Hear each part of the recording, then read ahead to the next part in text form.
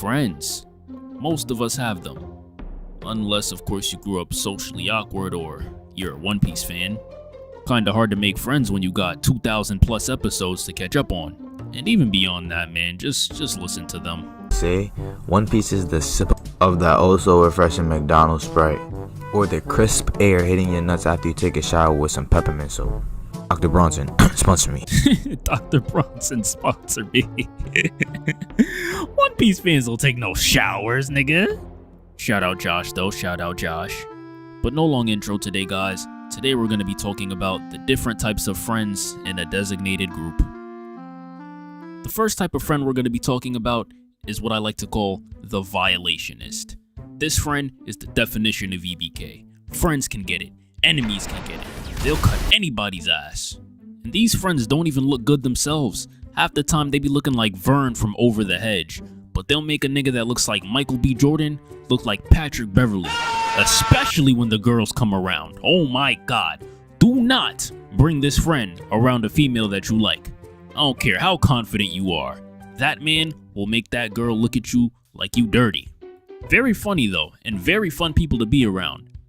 Until you're the butt of the jokes. And it's like you can't even laugh at their jokes all the time. Laugh a little too hard and they'll mess around and hit you with that, "Boy, now I know you not laughing." That might just bring you more anxiety than when your parents ask you where your report card is at. The idiot. It just seems like no matter what the situation is, they refuse to listen. This dude will tell you what he wants out of life and then go out of his way to do the exact opposite. You know what, y'all? I want to get rich and start saving money so I could buy a car. Buys a Chrome Hearts plunger. I want to look for a wife. I want a long-term, loyal relationship. Goes out with Violet Myers. You get the point. And it's fine. If you want to convince me that the school thought will make an exception and not cheat on you, then that's your prerogative. But listen up closely, guys. Stop asking me for advice you will not take. Duke Dennis. This is the friend that... Alright, let's be real. They look kind of good. Pause. I mean, they tend to be the more aesthetically pleasing individuals out of the group. There, I said it. Perfect. I don't want to hear no comments talking about ayo. Either that or they're just really good at being social and talking to females, or just both. They're good to have around in the sense that they'll have some baddies around them. So everyone's gonna get excited and be like, yo, like he got some baddies around him, like we might get some too, and you're not gonna get any of them. Because the harsh reality is, the baddies are there for him, not you. And if you somehow manage to muster up enough confidence to try to talk to one of those baddies that he's around, you're gonna end up sounding like that one reporter that was interviewing Janae Aiko.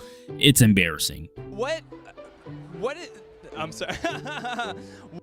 Usually a fan of Drake and Chris Brown because they're the only demographic that can actually relate to the stuff that they're saying. Because let's be honest, y'all, we don't listen to Drake or Chris Brown because we relate to any of the damn things that they saying. We just like them because they sound good. The stoner friend. They burn trees. Like a lot. Like smoking is their personality trait. Now these friends are probably good to have around for the people that do smoke, but I don't. So, you know what that means. Get ready to constantly hear about why smoking is actually good, to go home smelling like straight grass after hanging out with them, and maybe for them to occasionally try to convince you to take a hit. Which I'm not against weed or anything, but these friends do not sell the idea of smoking very well. For one, they be coughing a little bit too much for my comfort.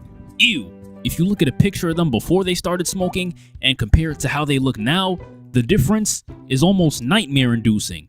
But the main thing is just how much they be talking about I spent like $600 on gas last week, and saying stuff like, I can't eat unless I smoke. $600 on what? Are you sure you can't eat unless you smoke? Or do you have to pick one or the other because you spent too much goddamn money on your weed addiction? The hothead. This is usually the most reckless person in the bunch. You know, the type to kill a man for $1, and then when you question why, they say it's about respect. Well, yeah, man, go tell that to Bubbles, your cellmate. Like, this type of person will antagonize someone, and then after that person defends themselves, rightfully, of course, that friend will ask them if they want to fight. Like my man. That's not how this works. And the funniest thing be when these people try to throw their beef onto their friends. When these guys be arguing with their ops, they'll sit there and say something like, I can't wait for me and my guys to catch you.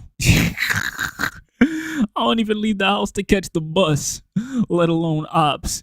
You on your own with this one. Do not let these people drag you into their issues. If they're wrong, they will admit that they're wrong, and they will not drag their friends into their issues. Keep that in mind. The hothead wannabe.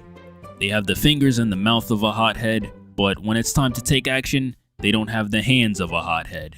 They'll sit there and talk shit like they got nothing to lose, especially not their life. And they'll diss someone in the most creative way. Talk about a situation that got them mad for hours, knowing damn well they not doing shit. Oh, that nigga really got me tight, bro. I can't wait till I catch him. The fashion friend. And I really do wish this was as simple as someone that just dresses a little nicer than everyone else or puts a little extra work into their outfits, but it is not. It's the fact that they always feel the need to let you know that your outfit is basic and I dress better than you. Whole time, you're doing them a service just by being seen outside with them. Like they real life be looking goofy as hell. Why would you buy pieces from this runway show? And I'm into fashion myself, so I'd like to think that I'm open-minded when it comes to this stuff. So if I find something that you wearing goofy, it's probably goofy. The victim. This dude tends to be the butt of the jokes, and quite frankly, any misfortune usually happens to them. And at least in my case, it doesn't tend to be bullying because they be asking for it. They straight up do it to themselves. Everyone can just be chilling, having the typical 3 a.m. conversation about how broke everyone is and how we need to get our lives together. A pretty serious and productive conversation, if you guys know, you know. And then here comes this buffoonery. Get your money up, you bum. What are you gonna have for dinner tonight? A mayonnaise sandwich?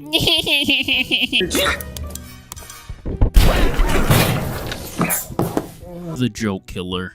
These guys just aren't funny, which is fine. After all, if everyone's super, no one will be. Damn, 2 Incredibles references back to back? Not bad. But the point is, not everyone can be funny. Everyone plays their designated role within their friend group. But you know you're not funny, so why do you feel so obligated to make a joke every time you remotely get the chance to do so? It's like, let's take Shaquille O'Neal, right? Dominant player, but he's dominant in the post. A very crucial position, but at the same time not the flashiest position. Imagine if Shaquille O'Neal then took that and said, you know what, I want to shoot threes, and ended up taking 15 threes a game and missing every single one of them. And don't get me wrong, I'm not the funniest guy on the block, but if I make a bad joke, I'll sit down and take my L. But these friends' jokes are like the Fast and Furious movies. Nobody asked for them, but yet they keep coming and coming and coming. The ugly and or awkward friend. And hats off to these friends. I gotta cut them a little bit of slack because unlike every other archetype on this list, they actually didn't choose this lifestyle for themselves. And sometimes I can relate to this one, so maybe I'm being a little biased, but I'll cut them some slack. I don't care. I'll be a little biased sometimes. But they're awkward. Very awkward. They'll hesitate to open up around their own friends, so whenever anyone else new comes around, whew, they damn near be sweating bullets. They'll usually kind of just be standing around there awkwardly, pretending like they're doing something, knowing that they don't have anything to do, looking down at their phone like 10 times per minute, knowing damn well ain't nobody texting they shit. Not even their own mother that probably hasn't talked to them in a few days because even when they're home, they do not leave their room. Even when they just go outside, it feels like they deserve a certificate of participation, and you guys have not celebrated. Until this friend finally gets some motion with some girls, like god damn. This dude swear he don't care about girls. Then you look through his browser history, and it's like 8 sites that you never even seen before yourself. Like whoa, I didn't know you was going crazy like that, king. School was an interesting setting to say the least. It's like the biggest real-life crossover we'll ever have. Almost as big as Smash Bros. Before they turned into Weenie Hut Juniors. They just be letting anyone in that game now. Only in the classroom will the athletes collab with the Hot Cheeto Girls and the Odd Squad for a school project. Mix that in with the snitches, the teachers' pets, the sleeping beauties, the sleeping uglies. The dudes that would draw Sonic characters, give them a random name and add the hedgehog to the bottom of the paper. As specific as that sounds, yes, that is a real thing. And then, there was me. See, none of you guys were me. I was king of the school.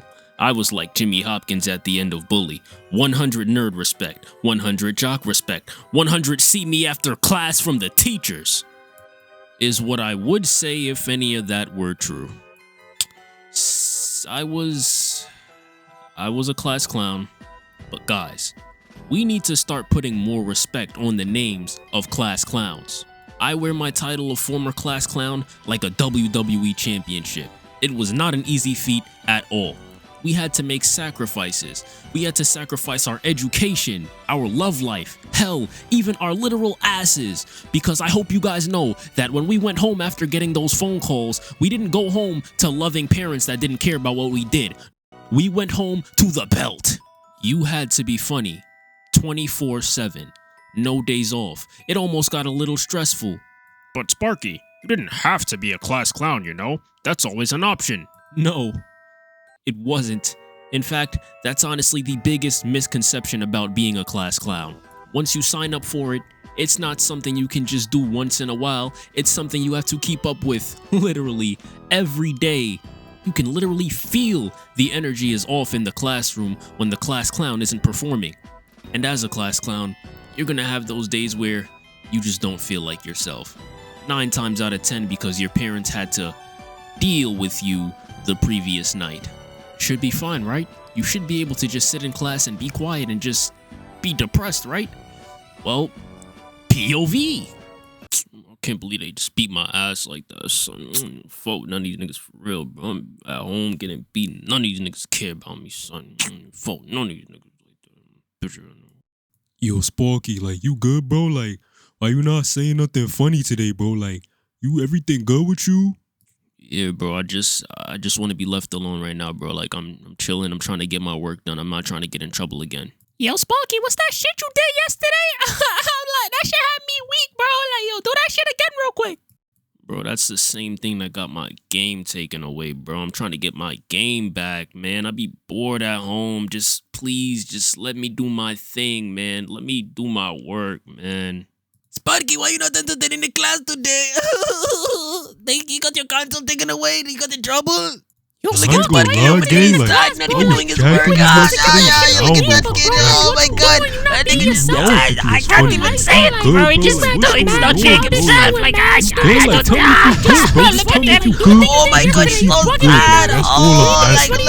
oh my god, look at him. Cheer up, like, it was not that deep. 4 fucking seconds! It took you 4 fucking seconds to piss me off again! God damn it, I'm bleeding. No, I can't handle it. As you guys can see, being the class clown is a full-time job. People rely on you. There's actually someone that told me before that I literally made their day by just being myself. And this student was one that wasn't always necessarily doing the best mentally, so honestly that made me feel good. Now I can't stop. Being in this position, people really either love you or they hate you. If you were ugly growing up like me, chances are most of them probably hated you. Which is crazy because so many girls pretended like they hated me, but they always looked to me in class to make the class interesting. Like, pick a role. Do you hate me or not? I remember I was transferring to this new school, and this was a different type of school from my old school, so everything that they did there worked a little bit differently. We had to, like, pass our papers up to the person in front of us till it got all the way to the front of the classroom so that we could give those papers to the teachers. So I passed my paper up to this girl, and she quite literally refuses to take my paper. So I'm like, what's good with you? Why take my paper? And you know what this girl has the nerve to say to me? No, I don't like you. Do it yourself.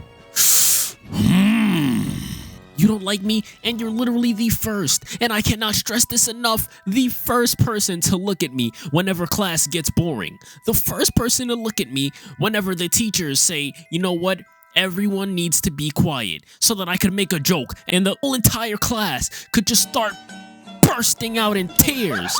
And this was a reoccurring thing too. This is honestly why I was not worried about females until like my last year of middle school. And even then, that wasn't even because of something that I wanted to deal with. That's just the first time a girl ever admitted that she liked me. Do you know how groundbreaking that is? When your objective is nothing more than to watch anime, watch movies, play games, and when it's time for school, just be yourself and make people laugh. It's like the second coming of Christ. It's just something that doesn't happen. Teachers are either gonna love or hate you. Now, there's always gonna be that teacher that's low-key cool with all the bad kids even though she yells at them from time to time. And I gotta say, I love that teacher. I'm still cool with my 4th grade teacher because she was one of those teachers. Because even beyond just classroom antics, she took the time to get to know all her students, good or bad, made us feel good, and like, she'd even invite us upstairs for lunch. Like, how cool is that? That's amazing. Shout out to you, Miss C. Then you got the other teachers. Mind you, these teachers may or may not care about some of their students, but one thing is very consistent with all of them. They mainly there so that they could get that paycheck. So if anything, whether that be a student, a roach, or a banana peel on the floor, makes that paycheck any harder than it needed to be, then you guys already know that issue was getting dealt with. Get out. I'm calling your mom, and I'm calling your dad, and you got detention next week, and you get a 12-day suspension, and I don't want to see you on the end of the year trip. Ma'am, it's January. What do you mean the end of the year trip? Speaking of end of the year trips, as a class clown, you're probably gonna miss out on a lot of fun things. In middle school, I didn't get to go on any of the end of the year trips. And they tried to make it seem like it was because of my behavior, but I see through that. In reality, it's just because none of the teachers messed with me. How do I know that? Because one of my friends is literally just as bad as me, and he got to go on the trip. Come to find out later, she actually made a deal with the guy saying, hey, I actually really want you to come along for this trip, so I'm willing to make something work. Why couldn't someone do that for me? That was unforgivable. I will never forgive that teacher. And if I see her on the streets, I'm gonna actually do nothing because I'm not like that. But I'm gonna give her a mean mug. And a mean mug too. Between the plea deals, the pressure, and the physical pain that you have to go through being the class clown, honestly, this last one has to be the best representation of why being the class clown is a full-time job. You lose a lot of time in detention, time that you can't play your games or go on your phone because you got in trouble the previous day. Just so much dedication goes into it. And what do you get in return for all of this? The class clown title in the yearbook? And even then, you might not even get that. Teachers are the foundation of what our society ultimately becomes. As a kid, our teachers are essentially our other parents. We go to school for like 45 hours a week, spend at least another 45 hours sleeping, and like 14 hours doing homework. So, if I'm being honest, we spend damn near as much time around our teachers as we do our own family. And a society tends to be a reflection of the people responsible for raising and teaching our children. To make it simple, bad teachers equals a bad society. Exhibit A, Mrs. Puff's boating school. She's been teaching the same student for 20 plus years and he still can't get it right. And honestly, just look at what that produces. Things like this. And if y'all ever watched Invader Zim, y'all know about the teacher, bro. Like, she's creepy, weird even. And honestly, it shows in a lot of the students and a lot of the things that happen throughout the show. Hell, they don't even spell school correctly on the actual school. The point is, all of that starts in the classroom. And I can't speak for other countries, but at least here in America, the teachers are really hit or miss, and they don't hit very often if I'm being honest. You think so many forms of media depict teachers as terrible people because it's funny? Honestly, yeah, they do, but also because there's a level of truth to it. Like, if I'm being honest, the only time we really depict teachers in a positive light is when they're attractive looking. And of course, you know, when they're genuinely good people that care about their job and are good at it. But but that's so rare to the point where some people I even talk to say that they never even had a good teacher. So it is a bit surprising to hear that in other countries, children actually enjoy school. And yeah, there are a bunch of other issues with school that go beyond just teachers and stuff, but I just want to talk about that today because I feel like that is a really important and, quite frankly, overlooked issue. Now, on the first day of school, every teacher wants to portray themselves as this great teacher that, we're just gonna have such a good year and everyone's gonna succeed and we're gonna have fun every day and pizza parties, and it does not turn out to be like that. Because no matter who you are, when you spend enough time around somebody, they're eventually going to just start showing you who they are. And I feel like a lot of teachers in America are way too comfortable doing this. In my class clown video, which, by the way, I think you guys should definitely watch, I touched a little bit about a specific type of teacher that just is literally only there to get a paycheck. And I didn't just say that because that's just an assumption I made. I said that because at many points throughout my life, teachers have literally made it clear that that is their main motivation for being there. Have you guys ever had a teacher that told you guys, Whether you guys learn or not, I still get paid? because honestly, I've heard that phrase a little too many times than I needed to growing up. And if I'm being honest, it was rare that that phrase would come from any sort of a good teacher. The average salary for a teacher in the United States is anywhere from $28,000 to $65,000 a year. Do something else! There's so many different professions that you could have chose for yourself if you were so concerned about just making money. Why bear the responsibility of being responsible for a bunch of children that you don't even know? Like, they really just be giving anybody the authority to teach. There needs to be some sort of background check where a teacher has to take some kind of moral examination to just see where their head is at, because these people do not need to be around children. Speaking of not needing to be around children, a lot of teachers out there are just straight up EDPs. Like, they don't even try to hide it. And people wonder why there's so many instances of weird stuff happening between teachers and students. They hire a dude that looks like this, and then, oh wow, that teacher ended up touching Johnny in the bathroom? How could I not? You knew! There is no way you didn't know. There's so many teachers out there that are just fake. Y'all ever got into a situation where the teacher was just ranting about how much she hates her job, possibly even talking about how much she hates the students? But then the principal walks in and it's just a whole different character. Alrighty class, you guys know what time it is. Student of the month? No, not no student of the month. Do you guys really think we celebrate excellence and being good to each other anymore? Hell no, it's the Jackass of the Month award today. Hey, Bo Nair, what's 2 plus 2? 2 plus 2. Man, bro, this shit too hard, bro.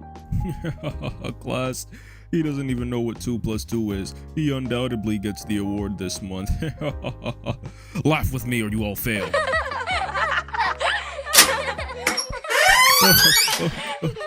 Oh, you guys, isn't the Pythagorean theorem so funny? Oh, and Principal Brown just walked in. Well, Principal Brown, I know we're only in the 3rd grade, but we're actually so ahead of the yearly schedule that we've actually skipped approximately 5 grades and we're all learning the Pythagorean theorem. Aren't you so proud of us? And I think one thing we all tend to forget is that at the end of the day, teachers are just regular people with regular working jobs making regular money.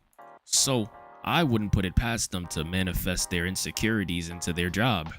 One example of this is that, I don't know about you guys, but I feel like growing up we had teachers that literally just hated men. And that hate definitely showed, especially in class. I used to have teachers that literally treated girls like, honestly, royalty.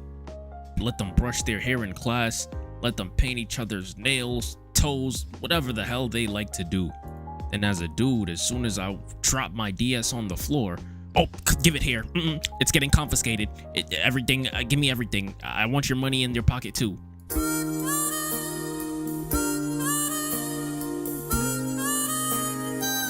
Then in my school, there was like a little bit of a bonnets versus hoodies debacle. They hated when the dudes wore hoodies in school, but when females did it, it was okay because they were having a bad hair day. I'm not buying that, bro. That teacher legitimately just hated us as dudes because there were so many other scenarios where girls were able to just start wilding out in class, cursing each other out and saying whatever the hell they wanted to say to each other. But then, as soon as I raise my hand to go to the bathroom, I get shitted on. Like, these type of people are out there. And like, they're more prominent than you think. There were definitely some teachers growing up that I feel like hated dudes. Or if not hated dudes, they definitely heavily favored females over dudes. But honestly, y'all, forget everything that I said before this point. Like, delete all this video from your memory. If you're gonna remember anything, remember this one thing. There are teachers out there whose job it is to teach. Don't know what the fuck they're doing. I've seen it all in this category. Teachers that make students teach the class for them. And not as a game, but legitimately because they don't know what the fuck they're doing. I've seen teachers that asked questions that they honestly couldn't even answer themselves. Teachers that got through the class just by handing out fat ass packets saying, do these, turn them in by the end of class, and then they sit there big ass in the back of the classroom snacking on Doritos. Soon as I pull out a bag of chips though, oh, give me them, they're mine. And I understand, yeah, we can't eat in class. But in this scenario, there's two types of teachers. The ones that say, you can have it back after class, and the ones that just straight up say it's mine. And I got PTSD. One time there was a teacher that looked like this, that took my chips and told me that I'll get them back at the end of class. Needless to say, I did not get them back at the end of class. Now, I'm not jumping to any conclusions here, but needless to say, if another teacher that looks like that asks me for my chips and tells me that I'm getting them back at the end of class, the answer is gonna be fuck no. But back to the point. We need to put a little bit more thought with who we are leaving our kids with for 8 hours a day. High school, man. Ain't really too much to say about it that hasn't really been said already. In fact, you're probably gonna get recommended about 5 videos about high school after this one. I done seen videos about before high school, during high school, the teachers in high school, smoking in high school, getting high in high school. All entertaining content, by the way. But one really important factor of the high school experience that I feel like I don't see people talk about is what happens after it. And the short answer is a lot of people are gonna fall off. Like a lot. Like you might fall off. But luckily for you, you clicked on this video. So today we're gonna be going over how not to peak in high school. But obviously before that, we're gonna have to establish what the term peak in high school means. And to put it in a way most people can understand, it essentially means that high school was the highlight of your life. Yes, I know, scary thought. But this is and is going to be the reality for a lot of people. That girl that you were simping over for 2 years gets pregnant, and the father's only skills on his resume is in the bedroom. Then you realize, damn, her dodging me was actually me dodging a bullet. The 6'2" hookshot prospect centers that thought they were nice go to college and realize, damn, I actually have to play people that are actually good. And then they realize the NBA dodged the bullet. And it's really easy to identify these types of people, guys. Y'all ever just met someone and they're telling you about themselves? Like, they'll say things like, nah, bro, like, word to back then in high school, all the bitches on my, like, them bitches could not get enough of me, bro. I was really that nigga, like, niggas was not fucking with me. And things like, word to, I was beating, like, mad bitches up in high school, like, no one was really tweaking with me. All them niggas was on my that whole shit in a frenzy. Wait. I asked you to tell me stuff about yourself. Like, about now. What you mean, though? Like, I am telling you about myself. Like what you want to know in specific? I don't know. Maybe we can start with, like, your fucking name, where you work at, something you have done maybe recently. And it's not even the fact that you're talking about your high school experience, because that's always going to be a topic of discussion no matter how you look at it. But if I asked you about things that are going on in your life, and you're pulling things from 3 years ago out of your ass, I'm led to believe that you just don't got anything going on. And 9 times out of 10, this is the case with these types of people. Oh, fuck, we're like 2 minutes into the video and I haven't said shit yet. Let's go. The first thing is be yourself and don't worry about external opinions. And yes, this is for my fellow weird people, I got you. You're going to be tempted during certain parts of high school to drop or even hide the fact that you do certain things that you're into because it's either not going to be popular or you feel like people are going to judge you for it. And I'm here to tell you guys straight up, fuck that. For one, what type of person has the time to judge you about something that you're into that has absolutely nothing to do with them? A bum. Do not Take slander from anyone who either isn't where you want to be or anyone who doesn't have the potential to get to where you want to be. A lot of these thoughts are only things because there's people around to potentially have something to say about it. When we went into quarantine 3 years ago, all the popular kids was the ones sitting inside depressed talking about some damn son. Like, it's mad odd being inside, bro. Like, I'm mad bored. Us nerds was chilling. I already spend 20 hours of the day on the game. I already don't want to go to school and want to sit home all day and catch up on Bunny Girl Senpai. Now you're telling me I get to sit home and do that all day? I'm built for that shit. And with that, what did we see? Nerd culture started to become cool. Everyone wanted to start streaming and making YouTube videos. Anime became mainstream. In the 2000s and early 2010s, walking into school as an anime fan sometimes felt like doing the backpack challenge. Now everyone loves it. And don't get it twisted, guys, I'm very happy that there's finally mainstream attention being brought to a lot of these things. But the point is, don't get too caught up in other people's opinions. They'd probably like this shit that you're into too if they didn't spend all their time worrying about what other people thought about them. So, really, why should you? Second thing, mind your business. Trust me, I'm just as entertained about Pookie and Tim Tim getting it on in the bathroom over the last slice of pizza as you are. And honestly, if you could avoid even being in the premises of a fight like that, just do that. But if you can't, cause honestly, who don't like to see a good fight? Then just stay out of the politics, bro. Don't pick favorites, don't be talking about anyone behind their back, and understand that if people go to you to talk about other people behind their back, and you don't know them like that, don't think that you're any more special than anyone else. They will do the same thing to you. And you're just not safe in general. Never know when just talking a little bit too much will get you put in a box by a kid who needed extra time in high school. And even worse than getting beat up, no one likes someone that's constantly in other people's faces talking about everyone's business. By the end of high school, you will have no friends. Leading us into the next thing, friends. There's a few things that I want to go over when it comes to friends, so buckle up, guys. Y'all ever see that meme where it's like freshman year, you have so many friends, and then by the end of senior year, you just have like maybe 1, 2, sometimes people even don't have friends? Contrary to popular belief, it actually doesn't have to be like that. As high school went on for me, my friend group only expanded. Everyone knows that in high school, there's an obvious social hierarchy. You either subscribe to it, or you say fuck that shit. And I learned this very early on. The criteria for a friendship should start at, but not be limited to, do you guys mess with each other? Too many people see it as, oh, we're both popular, so we have to be friends. Or, oh, we're both pretty, so we have to be friends. And the worst kind is, oh shit, you hate that nigga too? Nah, fuck with you. Fuck that nigga. Like, come on. Y'all really expect friendships that derive from hate and external factors are going to thrive? Like, sometimes you just gotta ask yourself, why am I friends with this person? And then ask yourself again, why are we still friends? If the answer is anything other than I enjoy their company, you should definitely rethink that friendship. I do believe that the strongest bonds are ones that happen naturally. Let's even take this a step further. Ever notice that the strongest friendships often start off with the two parties not liking each other? Y'all had no reason to like each other and yet y'all still ended up becoming friends. That is definitely a natural connection. And granted, I'm not saying don't talk to people, rather understand your place with people.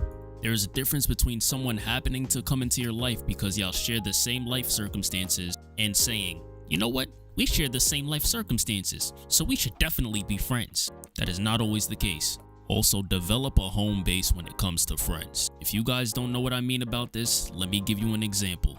Y'all know that dude that's just cool with everybody? And I don't mean like just cordial with everyone, like every girl is his bestie, the kids on the basketball team are his brothers, the kids in the anime club are also his friends, the two cousins beefing over gang politics are both his best friends. Basically, this dude is just a people pleaser. He hates the idea of anyone not being cool with him, and so he feels the need to friend every single person up. I'm not saying it's an issue to be cool with everybody, but if everyone is your brother and you're taking that risk, then who's really your brother that you're taking a risk for? Now guess what? School's over, life goes on, and the only criteria to be your friend was that you were around a bunch of people every day. So now you're not around a bunch of people every day, and so no one talks to you because you were in every single friend group's face. So their immediate thing to do in this situation is to call everyone that he used to quote unquote mess with a fake person. And no, they are not fake. If everyone is your quote-unquote brother and sister, nobody is. Your title holds no weight because you're willing to give it to anybody. And I feel bad for some people like this because honestly, it's not their fault. Some people just have a thing about them where they just naturally draw attention. Whether that's just because they're a likable person, maybe they get money, maybe they're just objectively attractive. I like to call these people pieces of shit. Up. Just hear me out. Feces doesn't do anything. It's not talented. It doesn't smell that good. It just came out and is what it is. But yet, all the flies want a piece of shit. It's like a bargain sale. The piece of shit comes out and the flies just want to swarm and they just can't get enough of the piece of shit. And the piece of shit doesn't even know why. And it's just, it probably wasn't the best analogy, but you guys get the point. And so many people gravitate towards them to the point where they don't understand who's with them because of them and who's with them because of external factors. Please do not let any of that get to your head, guys. Have grounded, consistent people in your corner and move accordingly. Don't be around a bunch of people just because. Make your presence worth something. Don't treat people like you're better than them. No one likes a crest cousin's ass bitch. High school is not forever, guys. You might have it now, but as we all know, time is an illusion. Certain circumstances played in your favor, and right now you are doing great. But after high school, the only valuable value is value that you created and you earned.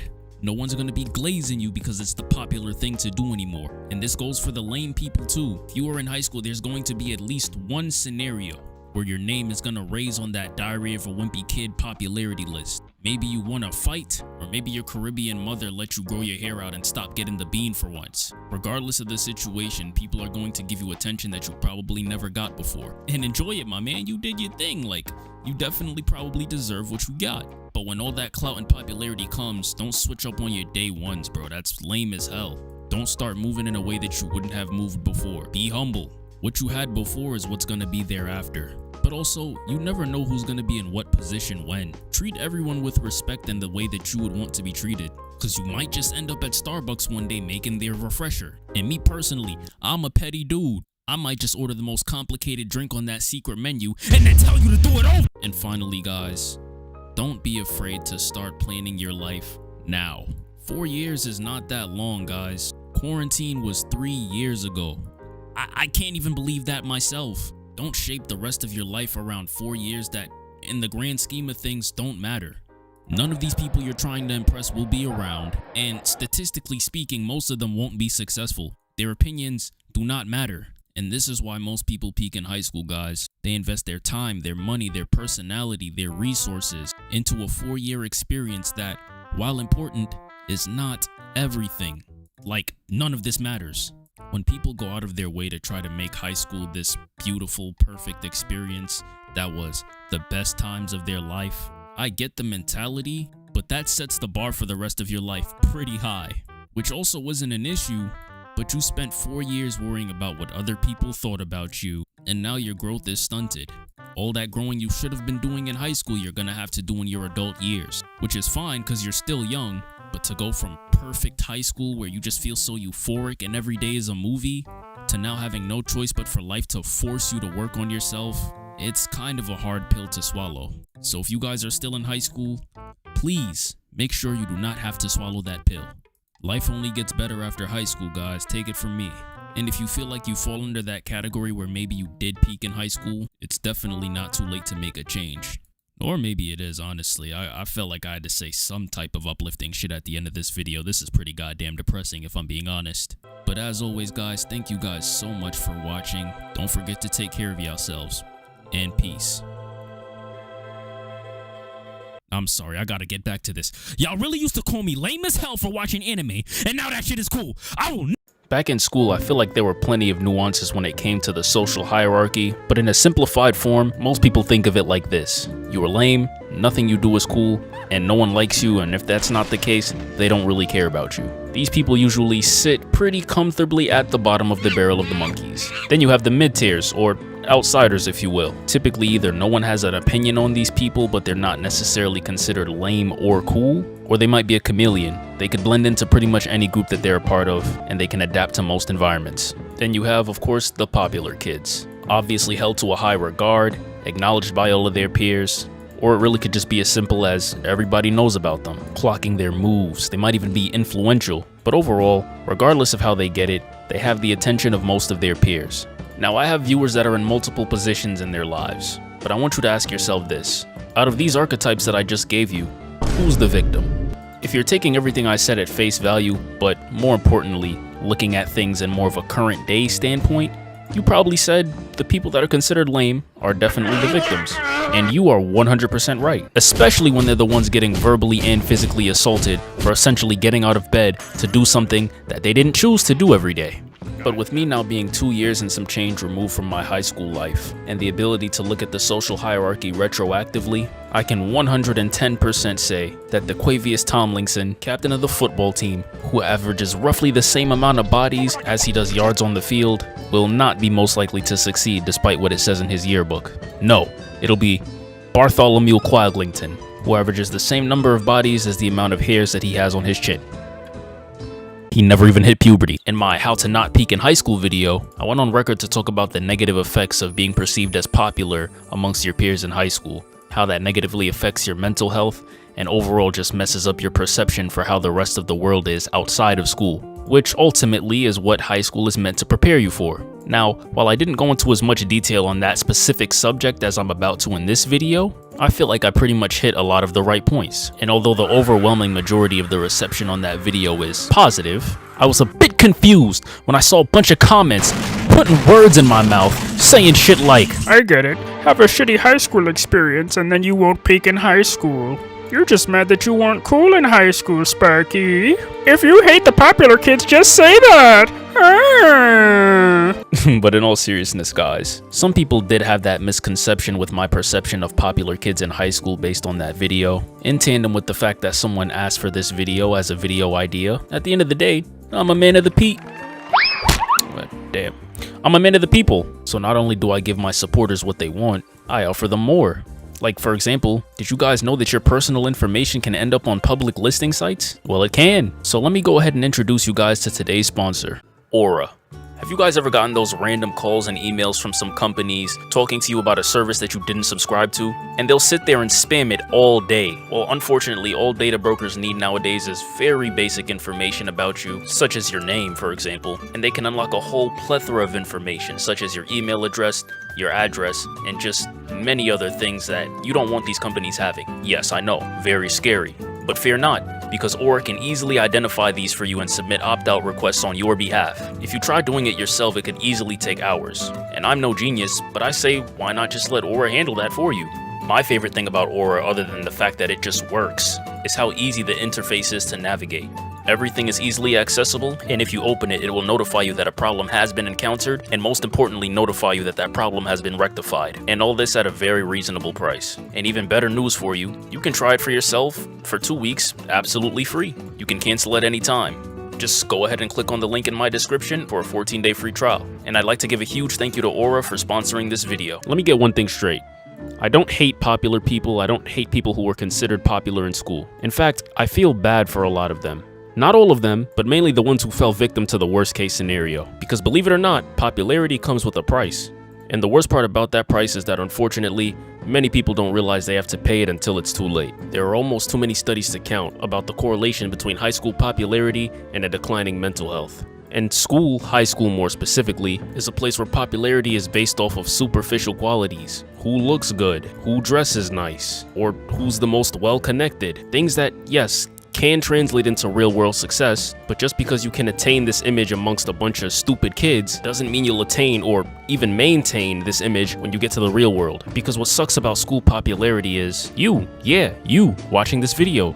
You might be beautiful. You might leave high school and Denma himself handpicks you to be in his next Balenciaga show. But while you're in high school, no one gives a shit about you. It's not that you're not desirable, you're just not desirable to a bunch of kids who, at that moment, prioritize whoever has on the tightest skinny jeans or whoever's on the basketball team. Because high school popularity is fleeting, superficial, and more importantly, a lot of it isn't based on what people can actually do.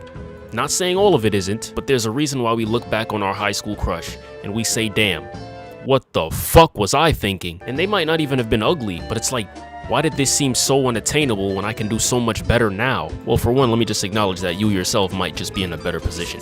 Kudos to you for that. But I can attest this to one of two things. One of those things is this. Think of school as a community. As a kid, you are confined to the communities that you are essentially forced to be a part of. That being school, home, and whatever extracurricular activities that you do outside of that. Which I doubt anyone romantically quote Uriah in the Boy Scout/Girl Scout class. Or maybe they did.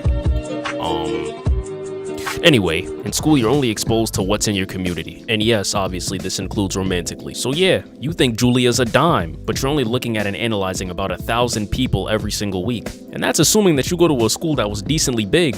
My school had about 400 people in it. If I split that in half, I'm looking at the same 200 women every single day. So my perception of beauty at that time is pretty much limited to the capacity of students that I see every day. So whoever's the most attractive out of 200 or even maybe 500 people, chances are they won't be as attractive when your network expands to 10,000 people or 50,000 people. Whoa. What you mean I only got access to the same 400 people every single day? I got my phone. I could see bad bitches on Twitter all day, every single day, for the next 2 years. Very observant, Demetrius. But seeing a bunch of sexy women online just isn't the same as them being in the same network as you. It just doesn't give you much of a perception of attainability.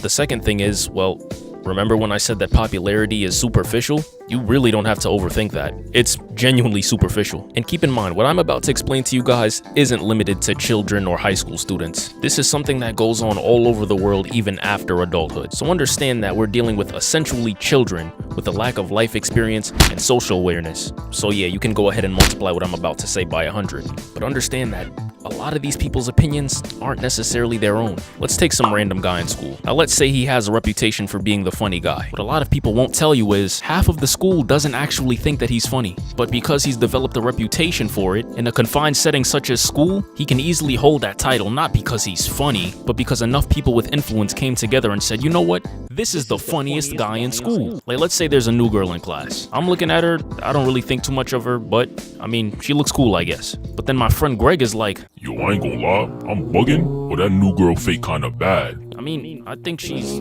okay. I mean, what's he seeing that I'm not seeing? Oh shit, Greg thinks she bad. And Greg is that nigga, so I gotta think she bad too. What he say goes. Nah, real talk, Greg, I was there thinking the same thing, gang. You feel me, my heart? I'm about to get on that word too. Now because Greg, who's widely considered to be popular amongst the school, decides that this girl is the best thing since sliced bread and ends up making his move on her, the whole school now suddenly thinks, you know what?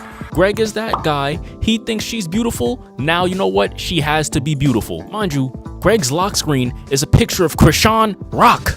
Not that she's ugly or anything, but really? But that's the type of women that Greg likes because he comes from a broken home, and if you don't agree with his opinion, you're lame. Or even beyond that, humans just feel the need to be a part of a community. The hype train is on something, naturally you just feel like, you know what? A bunch of people like this, I have to like it too. Think about it. In school, we all had that one girl that we look back on and it was just like, why did nobody go for this?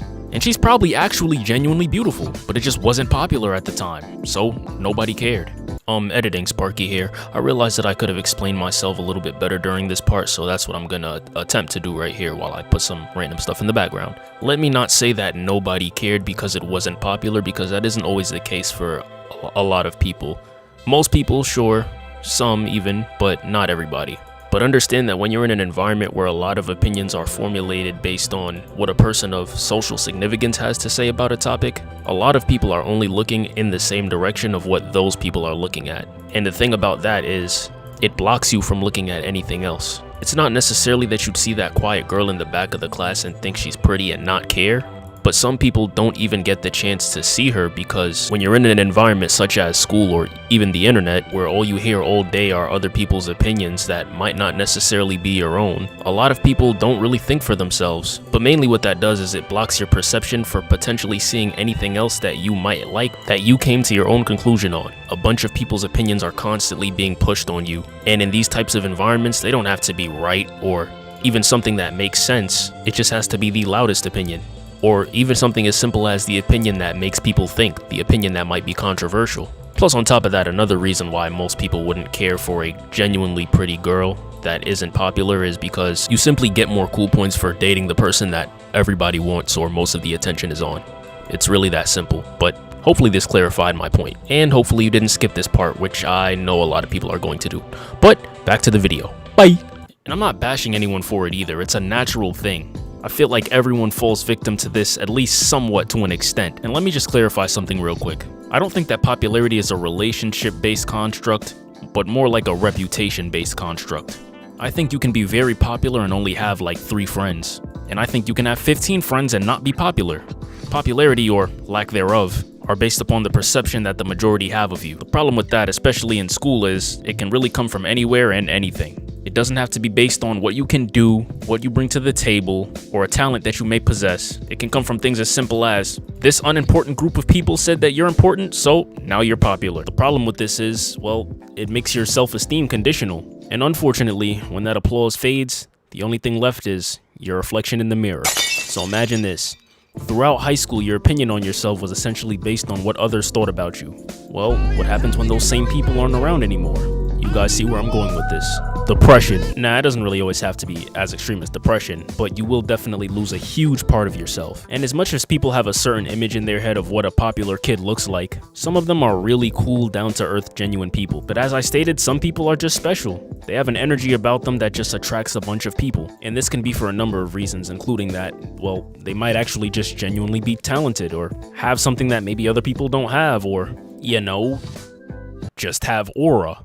Yeah, and side note to my friends, slap the shit out of me if you ever hear me say anything about that again. The point is, from a young age, certain people just have something about them that gravitates other people towards them. But a lot of people, well, especially if they've gotten this attention from a young age, never got to develop the one thing that I feel like is a solution to all of these problems. And that thing is social awareness. And as much as I can trash on these people all day and it'll make for a very entertaining video, I actually express a lot of empathy towards these types of people. Imagine from a young age, you have all shapes, sizes, and colors of people from all types of social settings and scenarios just gravitating towards you all the time. Understandably, they'd be confused. You don't know who messes with you for you, and realistically, you don't even question why people mess with you, because from the time you're young, that's just always how it is. There might have been some real people that had the potential to be very close friends with you, but you'd never even know, because all you know is who came up to you first and who showed you the most attention. And unfortunately, a lot of those people don't have your interest at heart. Fast forward 10 plus years later, you got trust issues, you don't have any social awareness, and your morals are based off of the other assholes that you hang out around all the time. Real wastes of sperm, but this is all they know. And because this is all they've been exposed to, this is all that they prioritize. Now fast forward to the real world. No one gives a shit about what you did in high school. Essentially, your data got wiped, and you have to start from scratch. A lot of these people unfortunately have to get hit with the milk truck of reality. No one cares about what you did in high school. Your quote-unquote friends stopped talking to you because it was only beneficial to be friends with you because of something that they wanted. Your inflated sense of self-importance is based in nothing. It's not backed by anyone who matters. It's not backed by your basketball coach. It's not backed by Demetrius. It is now about what you bring to the table. Your accomplishments, your character, your true value. And unfortunately, when these things are put to the test in the real world, the kids that were considered popular often have a hard time. So be self-aware. Really take the time sometimes to analyze the friendships that you have and think about things such as, how did they start? Why are they still friends with me? Is this someone who I feel like I can go to with my problems? How does this person react when I take an L? How does this person react when I take a win? These are just a few things that you can ask yourself to really analyze your friendships with people. Just overall, try to be more self-aware of everything that's going on around you. Nothing happens for no reason, guys. Which I get, it's easier said than done. Once again, nobody's perfect. In fact, I'm 100% willing to admit that the reason that I even do these things is because I like to analyze things a lot, which sets me back in a lot of situations if I'm being honest. But it's also very beneficial in other situations. Where am I going with this again? To all the people that feel like they may be struggling to find their place after high school, always remember this. Your worth is not defined by the opinions of others. It's defined by the authenticity and lessons that you learn throughout your journey. It's defined by the fact that no one else can be you. It's defined by your morals and whether or not you choose to stand on them. And last but not least, it's defined by the person that you choose to become. Despite what I said in previous videos, yes, school 100% matters. It shapes us into the person that we will eventually grow to become, but in no way should it define us. Thank you guys for watching. Show gratitude at all times, and take care of yourselves. Sparky, out.